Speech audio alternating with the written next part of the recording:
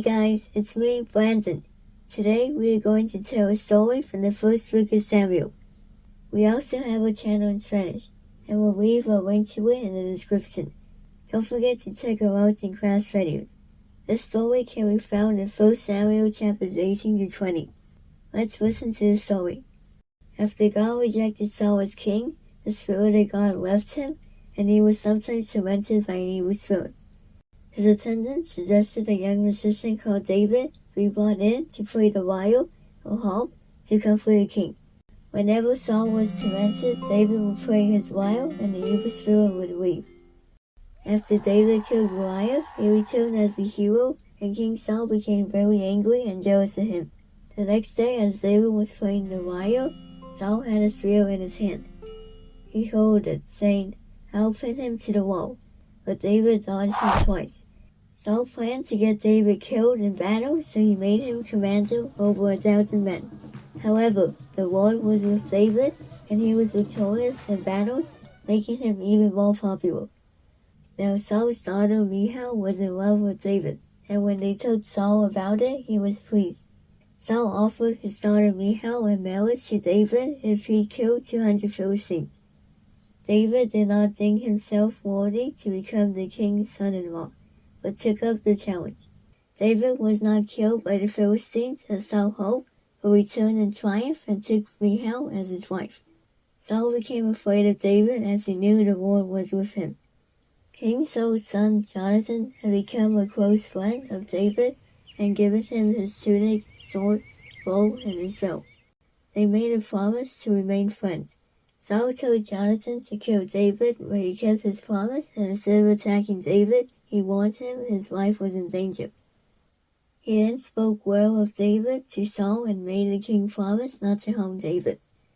After another victory against the Philistines, David was playing his lyre for King Saul. The king became tormented and threw his spear at David, who dodged out of the way.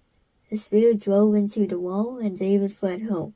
Saul sent men to David's house to keep it under watch, then killed David in the morning. David's wife Michal warned him, "If you don't run for your life tonight, tomorrow you'll be killed." She let him down through a window to make his escape. Michal took an idol and laid it on the bed, covering it with a garment and putting some goat's hair at the head. The next morning when the soldiers arrived, she pretended David was ill. When Saul told them to bring David to him, they discovered the figure in the bed was an idol. David fled to Ramah to see Samuel and tell him all that Saul had done to him. David arranged a secret meeting with Jonathan. They made a promise to show kindness to each other and their families. The next day was a new moon feast, and David was supposed to dine with the king, but he was going to hide in the field instead. Jonathan agreed to let David know if Saul was angry and still planning to kill him. They arranged a secret signal, involving an arrow being shot, to let David know whether it was safe or needed to flee. So David hid in the field. When the new moon feast came, the king sat down to eat. David's place was empty. Saul did not comment why David was missing. But the next day, when David's place at the table was still empty, Saul asked, "Why isn't David here?" Jonathan gave the excuse he and David had agreed and told his father that David was in Bethlehem with his family. Saul's anger flowed at Jonathan. "You have sided with David to your own shame. As long as he lives, you will not become king. Send David to me so I can kill him." "Why should he be put to death? What has he done?" Jonathan asked. Saul hurled his spear at Jonathan in anger. There was no doubt that David's life was in danger. The next morning, Jonathan went out to the field where David was hiding. He told a small boy with him, "Run and find the arrows I shoot." As the boy ran, he shot an arrow beyond him. When the boy came to the place where Jonathan's arrow had fallen, Jonathan called out the secret signal he had made to warn David. "Isn't the arrow beyond you? Hurry, go quickly, don't stop." The boy picked up the arrow and returned to his master. Jonathan gave his weapons to the boy and said, "Go, carry them back to town." After the boy had gone, David got up from his hiding place and bowed down before Jonathan 3 times, with his face to the ground. They kissed each other and wept together, but David wept the most.